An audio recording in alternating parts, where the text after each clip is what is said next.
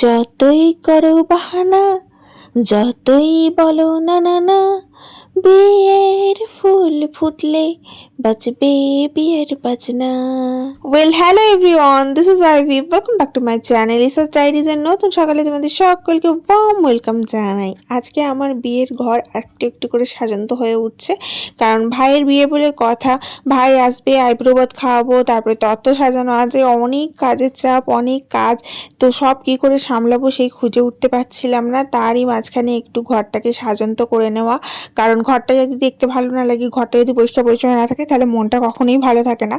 আর ঘরটা ওপর আর আমি এরপরে আর খেয়াল দিতে পারবো না। এরপরে বিয়ের দিনগুলো যখনই ক্রমশ এগিয়ে আসবে, তখন ওখানেই আমার চলে যাওয়া হবে বাপের বাড়ি, এবং তখন আর আমার ঘরটার প্রতি খেয়াল দিতে পারবো না। তার জন্য এখন যতটুকু সময় পাচ্ছি চেষ্টা করছি ঘরটাকে সাজান্ত করে রাখার। তার সঙ্গে চাপ হচ্ছে আমার মেয়ের পরীক্ষা পড়ে গেছে, ভাইয়ের বিয়ে প্লাস ওই সময় মেয়ের পরীক্ষা পড়ে গেছে, দুটো একসাথে চলবে। তার জন্য আরও বেশি চাপ হয়ে গেছে, তার জন্য মেয়েটাকেও পড়াতে হচ্ছে। তারই মাঝখানে আজকে আমি একটু সময় করে তত্ত্ব সাজাতে বসেছিলাম।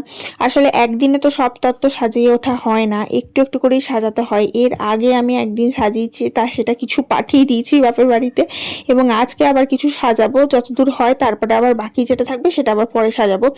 আসলে কি হয়েছে, বাপের বাড়ি গিয়ে আমি আর তত্ত্ব সাজাতে পারছি না, কারণ মেয়েটা যেহেতু পরীক্ষা, ওকে স্কুল পাঠাতে হচ্ছে, ওকে পড়াতে হচ্ছে সমস্ত কিছু। তাই ওখানে গিয়ে যে আমি করবো সেটা হবে না। তার জন্য সমস্ত যত জিনিস আছে সব ব্যাগ ভর্তি করে আমার বাবা ঘরে দিয়ে গেছে, এবং সেগুলো নিয়ে আজকে বসবো। তার জন্য সকাল থেকে উঠেই আমি ঝটাপট কাজ শুরু করে দিয়েছি, যে তাড়াতাড়ি আগে ঘরের কাজগুলো সারি, না হলে ওই কাজগুলো আবার করে উঠতে পারবো না। তারই মাঝখানে রান্না টান্না করা সমস্ত কিছু। তো এইসব করতে করতে না সকালবেলা আর আমি সময় পাইনি, বা সকালবেলা বসবার সময় হয়েই ওঠেনি। সেই সন্ধ্যাবেলা গিয়ে আমি বসলাম তত্ত্ব সাজাতে। আর সকালবেলা দেখো আমি কর্নার সেলফের যে কাপড়গুলো ছিল সেগুলো তুলে দিয়েছিলাম, কাচতে দিয়েছিলাম, খুব ধুলো হয়েছিল। তো আজকে ভাবলাম যে এগুলো পেতে দিই, নইলে আর পাতবার সময় হবে না। আর কর্নার সেলফে যতক্ষণ না আমি কাপড়গুলো পেতে সুন্দর করে সাজিয়ে রাখছি না, ততক্ষণ দেখতে ভালো লাগে না। আর এই কর্নার জায়গাটা এমন একটা জায়গা, এইখানটাতেই মানে চোখ পড়ে, ঘর ঢুকতে, কেউ ঘরে ঢুকলেই সঙ্গে সঙ্গে চোখ পড়ে, দেখতে বেশ ভালো লাগে। এবার সাজান্ত কন্যা যদি না থাকে, যদি একটু অগোছালো থাকে, তখন কি আর ভালো লাগে বলো? তার জন্য আমি ফার্স্টেই ভাবলাম কর্নার শেলফটা আগে গোছানি করে নিই। এর মধ্যে আমার কিন্তু ব্রেকফাস্ট করা হয়ে গেছে, আর মেয়েটা দেখছি ওকেও একটু পড়তে বসিয়েছিলাম। তারপরে ঘরের কাজ রয়েছে, রান্না বান্না রয়েছে, এই সমস্ত কিছুর চক্করেই একটার পর একটা যখন চলতে থাকে না, তখন মাথার মধ্যে প্রেশার খুব বেশি বেড়ে যায়। তখন মনে হয় কোন কাজটা ছেড়ে কোন কাজটা করব, কিন্তু তবুও চেষ্টা করি যে একটু একটু একটু একটু করে গুছিয়ে সব কাজগুলো করার। যাই হোক, এই কর্নারটা আমি খুব যত্ন করে গুছিয়ে রেখেছি। হয় না, ঘরের এক একটা কর্নার তুমি এক এক রকমভাবে গুছিয়ে রাখো, সাজন্ত করে রাখো, দেখতে বেশ ভালো লাগে। তো আমিও এই কর্নারটা এরকম সুন্দরভাবে সাজিয়ে রেখেছি, দেখতে ভালো লাগে। আর এই যে লাইটটা দেখছো, কর্নার লাইটটা, এটাও আমি খুব সুন্দর করে সাজিয়ে রাখার চেষ্টা করেছি যাতে দেখতে ভালো লাগে। আমার অনেক দিনের শখ ছিল যেরকম একটা স্ট্যান্ড লাইট কিনবো, ল্যাম্প কিনবো আর কি। তো যাই হোক, সেটা কিনেছি আমি। তোমাদের সাথে তো সবই শেয়ার করি, তো এটাও শেয়ার করেছিলাম যখন কিনেছিলাম। তারপরে কর্নার সেলফটা এর আগে যখন সাজিয়েছিলাম সেটাও শেয়ার করেছিলাম। তো এবারে এটা একটু পরিষ্কার পরিচ্ছন্ন করে নিলাম অনেকদিন বাদ, এটাও তোমাদের সাথে শেয়ার করলাম। এই সমস্ত কাজগুলো যখন আমি করি, তখন আমি চেষ্টা করি যে ঘরের যেগুলো এসেন্সিয়াল কাজ, যেমন রান্নাটা করা, এগুলো আগে থাকতে করিয়ে নিতে। যাই হোক, তোমাদের আমি জুম করে দেখালাম যে কেমন সাজালাম। দেখো, ওপরটা আর নিচটা একই কাপড় দিয়েছি, একই কালারের, আর মাঝখানের দুটোর কালারটা একটু চেঞ্জ করে দিয়েছি, পিঙ্ক দিয়েছি। আগেরটা চারটেই পিঙ্ক দেওয়া ছিল, এবারে একটু অল্টার করে দিলাম, যে দুটো অন্যরকম, দুটো অন্যরকম, যাতে দেখতে ভালো লাগে আর কি। তো এরকম করে দেওয়ার চেষ্টা করলাম, বেশ ভালো লাগছে দেখতে, আমার তো বেশ সুন্দর লাগছে। তোমাদের কেমন লাগছে জানিও। তো যাই হোক, চলো এবার ঘরটা ঝাড় দিয়ে নিই। আমি যেমন বললাম, সকালবেলা আমি রান্না বান্না উঠে তাড়াতাড়ি করে রান্না টান্না সমস্ত কমপ্লিট করে নিয়েছি, ব্রেকফাস্টও হয়ে গেছে, হাজব্যান্ড বেরিয়ে গেছে, মেয়েটাকে ওদিকে পড়তে বসিয়েছি চান টান করিয়ে, অ্যান্ড আমি এদিকে ঘরটা ঝাড় দিতে লেগেছি। ঘরটা ঝাড় দিয়ে মুছে তারপরে আমি চান করতে চলে যাব। আর তার মাঝখানে আমি ওই কর্নার সেলফটাকে একটু প্রিপারেশনটা সুন্দর ক্লিন আপ করে নিলাম, কারণ এরপরে ভাইকে একদিন আইব্রো ভাত খেতে ডাকবো। সেদিন অনেক রান্না বান্না, একটু ঘরটা পরিষ্কার পরিচ্ছন্ন না থাকলে তো দেখতে ভালো লাগে না। এরপরে ঘরগুলো আমি ঝটাপট মুছে নেবো। মুছতে বেশি সময় লাগে না, ঝাড় দিতেই অনেকটা সময় লাগে। তার জন্য আমি চেষ্টা করি আগে ঝাড় দিয়ে নিতে, তারপরে মুছতে, এবং ঝাড় দেওয়ার সঙ্গে সঙ্গেই মুছতে, তাহলে ক্লিনটা খুব ভালো হয়, পরিষ্কার উপকার করে হয়। যাই হোক, তোমরা যারা ভিডিওটা দেখছো তারা কিন্তু অবশ্যই একটা লাইক করো, অবশ্যই ভিডিওটা একটু শেয়ার করে দিও বন্ধু বান্ধবের সাথে, আর চ্যানেলটা কিন্তু অবশ্যই সাবস্ক্রাইব করে পাশে থেকো। আশা করি তোমাদের ভালো লাগবে আমার ভিডিও দেখতে, এবং আমার এই ডেলি ব্লগ, আমার জীবনের ছোট ছোট কাহিনী আমি চেষ্টা করি তোমাদের সাথে ব্লগের থ্রু দিয়ে শেয়ার করার। যাই হোক, চলো, ঘরটা আমার এই সময় মোছা কমপ্লিট হয়ে গেল মোটামুটি। এদিকে ডাইনিংটা মুছে নিলেই কমপ্লিট হয়ে যাবে। ব্যালকনিটাও ঝাড় দিয়ে মুছে নিয়েছি, ওই ঘরটাও মুছে নিয়েছি, আর ডাইনিং এরিয়াটা মুছে নেবো, রান্নাঘরটা মুছে নেবো, তাহলেই মোছামুছি পর্বটা মিটবে। এর মাঝখানে লাঞ্চ করেছি, তারপরে একটু রেস্ট নিয়েছি, তারপরে সন্ধ্যার দিকে উঠে চাটা খেয়েছি।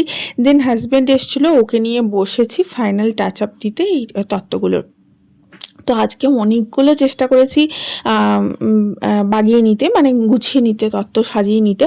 কারণ কি হয়েছে বলো তো, অনেকগুলো তত্ত্ব আছে, কারণ এর মধ্যে নমস্কারই আছে। আমাদের বেঙ্গলিদের কি হয়, নমস্কারই দিতে হয়।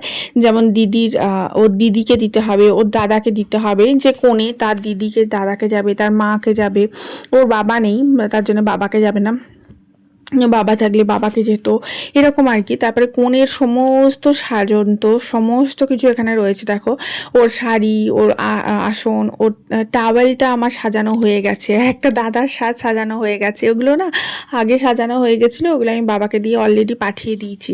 আজকে বেশ খানিকগুলো সাজালাম, কিন্তু এখনও পর্যন্ত কনের বেনারসি, তারপরে কনের ওড়না, এই সমস্তগুলো হয়নি কো। এগুলো আবার অন্য আরেকদিন বসতে হবে, সেদিন আবার এগুলো সাজিয়ে তারপরে আবার ওকে পাঠাতে হবে। আরও কনের শাড়ি আছে, সেগুলো আজকে হয়নি। যতটা হচ্ছে ততটা আমি করে দেওয়ার চেষ্টা করলাম। তারই মাঝখানে মেয়েকে একবার পরিয়েছি। আর ওই দেখো পালকিটা এনেছি, বোতলের পাশে রয়েছে, ওই পালকিটার মধ্যে লেখা হবে আর কি, সেটাও করা হয়ে ওঠেনি। তো এই গোটা চাপটা আমার ওপর ছিল। এই তত্ত্ব সাজানোটা না বিশাল বড় একটা চাপের কাজ, যে গুছিয়ে গুছিয়ে সুন্দর করে করে সাজানো। আর আমি এবারে চেষ্টা করেছি একটু অন্যরকমভাবে তত্ত্ব সাজাতে, প্রতিটা জিনিস একটু নতুনত্বভাবে সাজিয়েছি। যেমন যে কোণের টাওয়েলটা, এটাকে একটা টেডি বিয়ারে পরিণত করে সাজিয়েছি। দেখো, আমি ছবি দিয়ে দিলাম, এটা আমি অলরেডি পাঠিয়ে দিয়েছি তাই দেখাতে পারলাম না। এটা একটা কোণের শাড়ি, সেটা সুন্দরভাবে লাভ শেপে সাজিয়েছি। এরকম কোনো শাড়ি দিয়ে মাছ, কোনো শাড়ি দিয়ে ঘট, কোনোটা দিয়ে পাখা, এরকম বিভিন্ন বিভিন্ন সাজিয়েছি। তো সবগুলো আর দেওয়া হলো না, তো এরকম করে সাজাবার চেষ্টা করেছি, কোনো ক্রিয়েটিভিটি দেখাবার চেষ্টা করেছি। আসলে আমার মেয়েটা আমার সাথে ছিল, সে আমার সাথে সাথে বলছে, মা এটা এইরকম করে করো, মা ওটা ওরকম করে করো। আমার মেয়ের বুদ্ধি দিয়েই সমস্তটা সাজানো হয়েছে, এবং আমার মেয়ে সমস্ত কিছু হেল্প করেছে। যেমন ঘটের স্বস্তিক চিহ্নটা হবে, ও ওটা বানিয়েছে। তারপরে যে টেডি বিয়ারটা দেখলে ওর চোখ টোকগুলো বাঁধা, চোখ টোকগুলো করা, সেগুলো ও সব করেছে। ওটাকে কিভাবে ফোল্ড করতে হবে আমাকে দেখাচ্ছে, এরকম আর কি। আমার মেয়ে খুব আর্টের প্রতি আর কি খুব ক্রিয়েটিভ, ওই জন্য ও সমস্ত আইডিয়া দিয়েছে আর কি। হ্যাঁ, যাই হোক, আর একটা ছবি আমি অলরেডি শেয়ার করেছিলাম, তবুও আরেকবার আজকে পোস্টে শেয়ার করে দেবো, দেখবে। আমি মাছ করেছি কি সুন্দর একটা শাড়ি দিয়ে, এরকম বিভিন্ন শাড়ি টাড়ি দিয়ে, টাওয়েল দিয়ে, জামা কাপড় দিয়ে, প্রত্যেকটা বিভিন্ন বিভিন্ন ক্রিয়েটিভ করার চেষ্টা করেছি, এবং প্রত্যেকটা জিনিস এত সুন্দর দেখতে হয়েছে কি বলবো।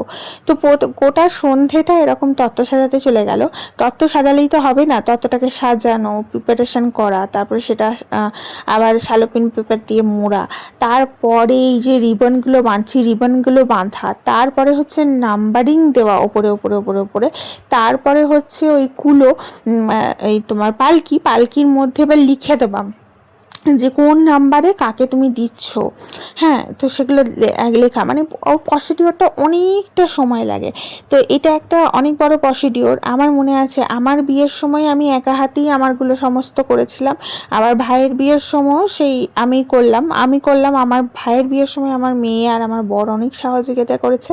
আমার বিয়ের সময় আমি পুরো চাপটা নিজে নিয়েছিলাম। তো এই সমস্ত ব্যাপার আর কি। তারপরে আবার একদিন আলপনা দিতে যাব আমার বাপের বাড়িতে, কারণ বিয়ের আগে ঘরটা আমরা চেষ্টা করছি সুন্দর করে আলপনা দিয়ে সাজিয়ে গুছিয়ে পরিপাটি করার। কারণ হয় না, বিয়ের ঘর আলপনা দিয়ে শুরু হয় এবং শাঁখ বাজিয়ে উলুধ্বনি দিয়ে শেষ হয়। তো আমি একটা ছোট্ট রিল শেয়ার করেছি পুরো ওভারঅল বিয়েটা নিয়ে, যে বাঙালি বিয়ের রিচুয়ালসগুলো কী কী হয়, বাঙালি বিয়ে কীরকম হয়। তোমরা চাইলে কিন্তু রিলটা অবশ্যই দেখে নিতে পারো, শর্টসে পেয়ে যাবে। আর এই যে দেখো মোটামুটি রিবন লাগানো কমপ্লিট হয়ে গেল। আর এত গরম ছিল যখন এগুলো আমরা সাজাচ্ছিলাম, তখন এত গরম ছিল, মানে লিটারালি গরমে ঘেমে যাচ্ছিলাম। আর ফ্যানটাও খুব আস্তে চালাতে হয়েছিল, কখনো কখনো যখন সেলোপেন পেপারগুলো লাগাচ্ছিলাম তখন তো ফ্যান অফ করে দিতে হয়েছিল। ফ্যান অফ করে দিয়ে দরদর করে ঘামতে ঘামতে ওগুলো চিটিয়েছি আর কি, এরকম অবস্থা, এত গরম ছিল। এখন তো তাও একটু বৃষ্টি হচ্ছে বলে ঠান্ডা ওয়েদার, কিন্তু যখন এগুলো আমরা সাজিয়েছি তখন প্রচণ্ড গরম ছিল। যাই হোক, আমার মেয়ের তো ভীষণ আনন্দ, ও পুরোটা সময় জুড়ে আমাদের সাথে ছিল, পাশে ছিল এবং সমস্ত কিছু করাতে হেল্প করেছিল। ও ও বলছে যে ওর জীবনে দেখা এটা হচ্ছে প্রথম বিয়ে আর কি। এরপরে আমি একটু স্নান করে আসলাম, স্নান করে ফ্রেশ ট্রেশ হয়ে এসে এই যে ডিনারে বসলাম। ডিনারে অনেক কিছু রয়েছে, তোমাদেরকে একবার ঝটাপট দেখিয়ে দিই। সবই বাইরে থেকে কিনে আনা, কারণ আমি রাতের ডিনারটা প্রিপারেশন করতে পারিনি এত কিছু সাজাবার পর। তো এখানে মিক্স ফ্রাইড রাইস নিয়ে এসেছিলো, এটা ছিল চিংড়ি মাছের মালাইকারি।